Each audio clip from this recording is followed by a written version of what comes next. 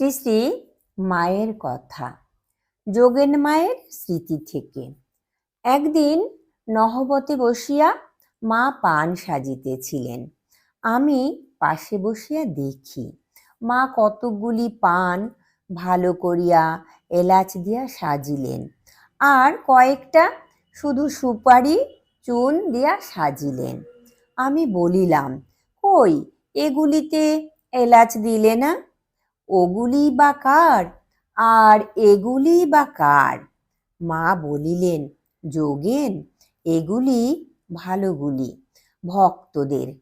এদের আমাকে আদর যত্ন করে আপন করে নিতে হবে, আর ওগুলি এলাচ না দেওয়াগুলি ওর জন্য, উনি তো আপনার আছেনই।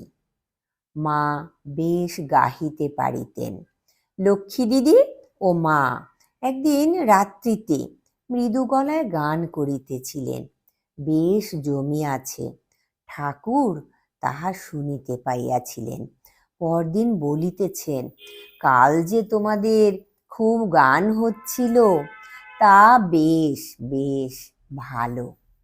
দক্ষিণেশ্বরে সমস্ত দিন মায়ের এতটুকুও বিশ্রামের সময় ছিল না।